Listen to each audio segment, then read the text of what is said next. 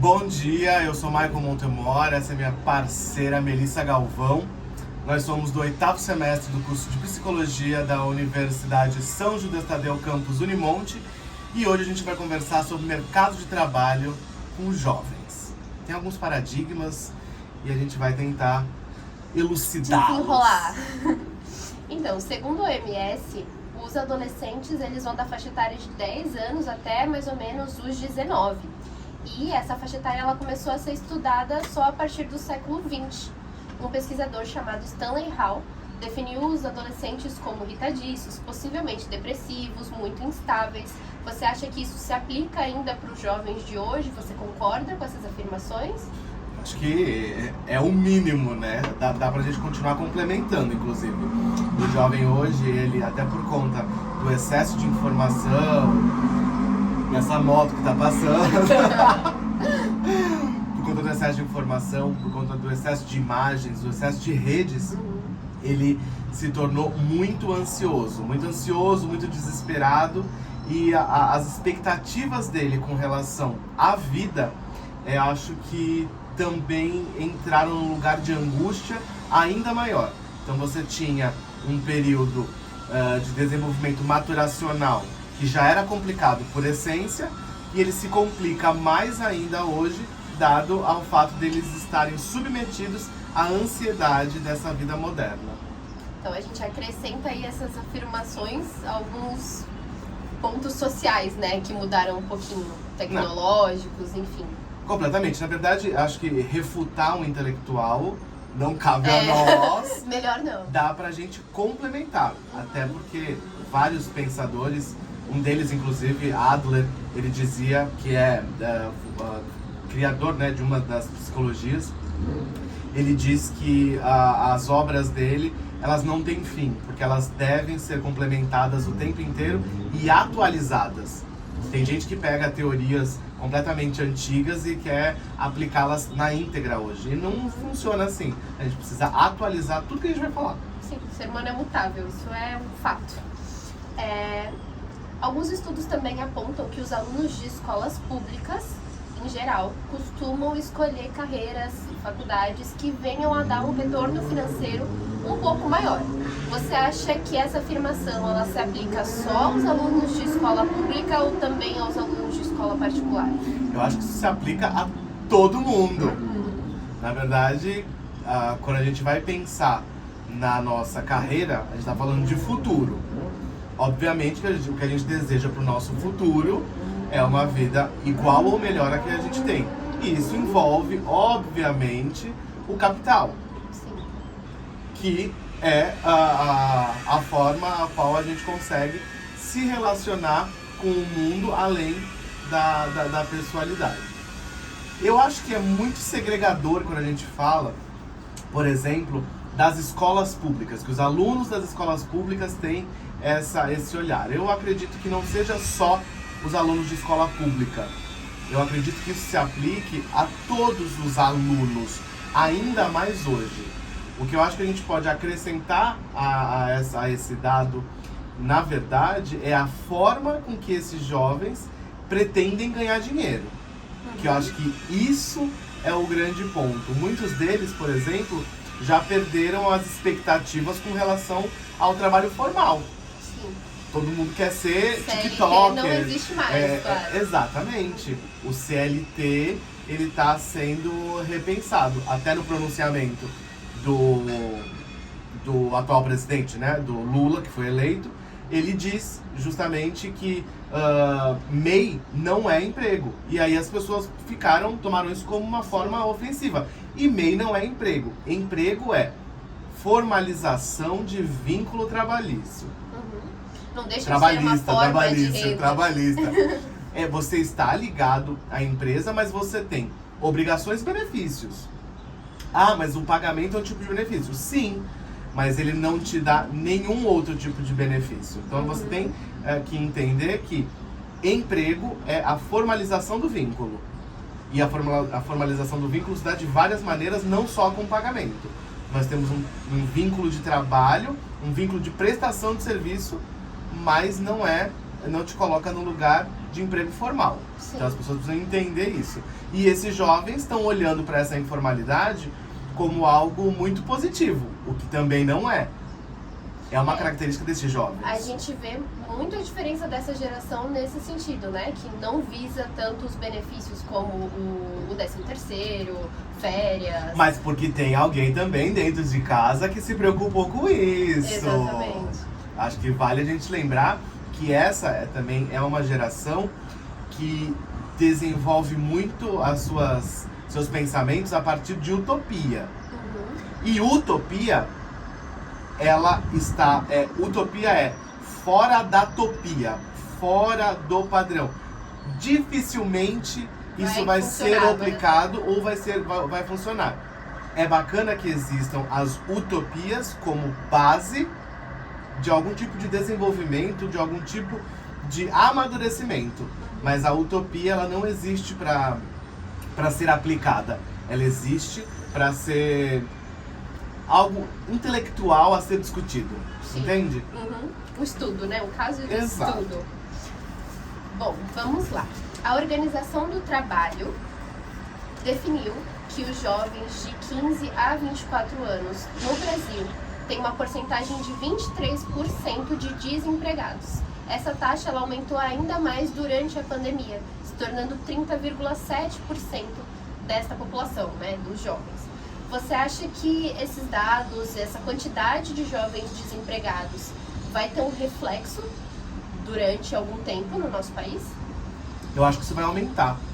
Porque, na verdade, a pandemia colocou todo mundo num lugar de reflexão.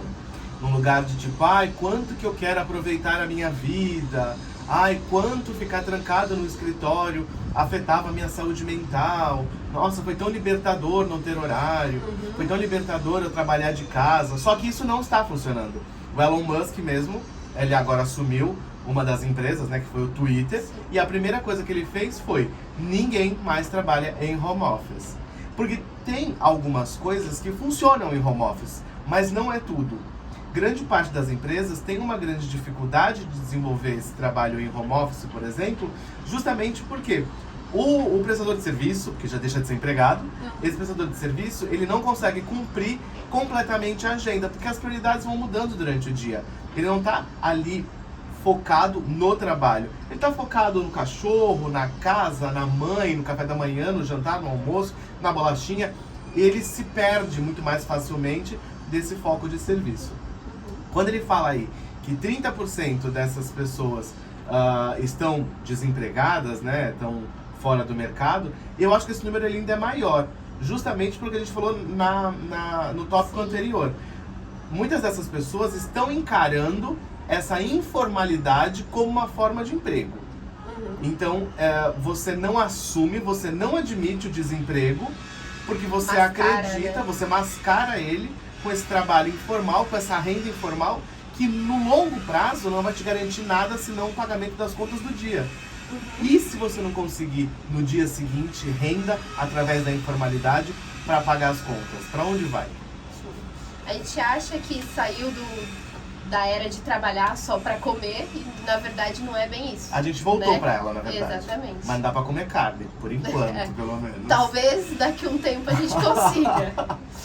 Bom, nós temos diversas gerações de trabalhadores que estão de alguma forma inseridos no mercado de trabalho. Atualmente é muito comum a gente entrar numa empresa e ver uma mesma equipe, as 4 gerações trabalhando numa mesma função. Ou se matando, né? Vamos deixar trabalhando numa mesma função. Nós temos a geração dos baby boomers, que foram as pessoas que nasceram na década de 46 até 64. Que são basicamente os filhos da guerra. Exato. Por isso que é baby boomer. Foi um período onde tiveram muitos nascimentos depois da recessão da guerra, do isolamento da guerra, né? E aí eles são um perfil de pessoas que não têm tanto contato com a tecnologia, não têm uma vontade de trabalhar de forma informal, eles querem um pouquinho mais de estabilidade. A gente pode falar que esses são praticamente os avós. Sim. E aí nós temos logo após a geração X, que nasceu de 65 até 80. Eles são bem dinâmicos já, mas ainda tem este perfil de querer uma CLT, de querer o seu pezinho de meia né? Eles são desenrolados dentro da formalidade. Sim. Eles sabem agilizar dentro de uma empresa.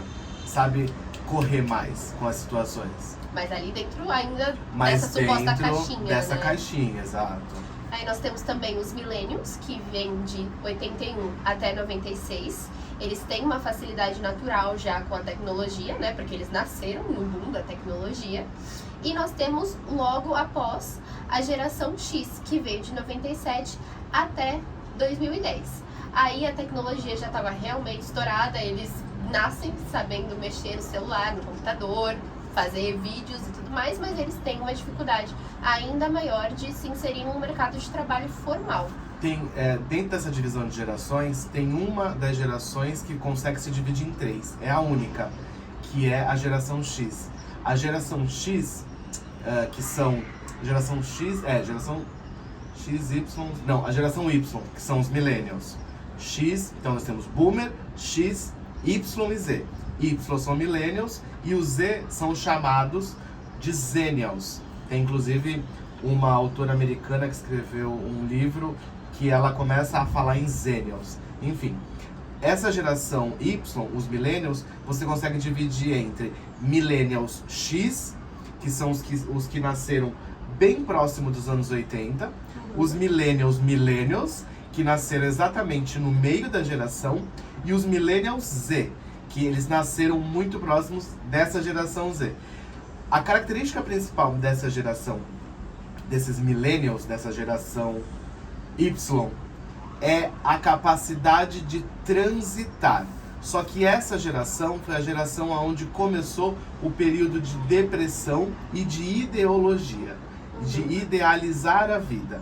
Então, eles têm um pouco da maturidade e da praticidade da geração anterior, com muito dos milindres da geração que vem a seguir. Então, eles são, acho que, uma das gerações mais confusas. E aí você vem no Z, que é a galera mais perdida e com mais expectativa a ser frustrada. É a galera utópica mesmo. É a galera utópica mesmo. E é justamente essa galera que ainda está se alimentando de uma vida que não consegue financiar. Então, basicamente, os conflitos que se dão, eles têm interferência da tecnologia, mas a maioria deles roda em torno dessas ideias que na prática não funcionam muitas vezes. Sim. Então, aí a gente tem essas várias gerações tão diferentes, mas que acabam convivendo juntas, né? Que muitas vezes tem que estar exercendo o mesmo serviço, entregando no mesmo prazo um mesmo tipo de trabalho. Como que a gente vai fazer dentro de uma empresa para que elas possam conviver numa harmonia, digamos assim? Hoje, muitas dessas empresas estão começando a colocar o compliance, né? Que é uma forma de você conseguir interligar os pontos. E muitas vezes tem até psicólogos que desenvolvem esse papel de compliance nas empresas. Mas o principal problema desse relacionamento, a empresa não consegue interferir. Porque é essa forma de encarar o mundo. Porque nada mais diferente do que o lugar de fala de cada um. Cada um vem de um lugar, cada um tem uma experiência de vida, cada um viveu de um jeito. Então a maneira com que eu encaro os fatos interfere diretamente na maneira como eu me relaciono com o outro. A partir do momento que esses jovens ainda acreditam que eles conseguem fazer a vida do jeito deles, e aquele cara mais velho, mas que é o presidente da empresa, acha que não vai funcionar desse jeito, e nenhum dos dois cede, a relação não vai funcionar. Então eu acredito que essa geração mais jovem, e aí vem o compliance para fazer essa ligação, essa geração mais jovem precisa entender que ela está submetida ao sistema e, consequentemente, submetida à hierarquia e que deve acatar ordens. E questionar não é impor. Questionar é você levantar novas possibilidades. Criticar uma ação da empresa, por exemplo, é fácil, mas você trazer uma solução para a sua crítica Você sugerir a aplicação de uma forma diferente é que é o segredo. E não é isso que eles fazem também. E aí quem sofre é justamente quem tá ali achatado no meio. Que acaba tendo que aguentar os gritos da geração mais velha e a inconsequência da geração mais nova. Que não consegue muitas vezes estar dentro de uma sala de reunião e viver o conflito, a divergência. Muito se fala utopicamente do ambiente de trabalho positivo, mas é muito complicado você falar de coisas que podem fazer um ambiente de trabalho positivo se você esquecer que todo mundo está submetido a metas. E quando você coloca a meta, aí é cada um por si. Aí é cada um por si. E é nesse momento que esses jovens espanam, porque eles não conseguem. E aí quando eles olham e eles não conseguem bater a meta, cumprir expectativa nem dele nem dos outros, aí eles simplesmente falam que a empresa é tóxica e eu vou abandonar. E aí eu vou lá fazer a minha empresa sozinho, sem CLT, sem nada. Exatamente, fica na informalidade, passa 10 anos, alguns dão certo, mas a grande maioria não dá e tem que voltar pro mercado de trabalho. A gente nem tem espaço, né, pra todo mundo dar certo. Não, haja empresa, né? Haja empresa. Enfim. Bom, é isso então. Concluímos aqui o nosso podcast sobre a inserção dos jovens no mercado de trabalho. Acredito que tenha sido bem produtivo. Discutimos sobre vários assuntos de extrema importância no contexto atual. Com certeza, e é isso, né? Respeitar os limites de cada um. Compreender que uma pessoa que viveu um pouco mais tem uma visão muitas vezes mais amadurecida das coisas e que juntos a gente consegue fazer uma sociedade melhor. Cada um à sua maneira. Não adianta tretar. Tá ótimo. Come bolacha. Que horror.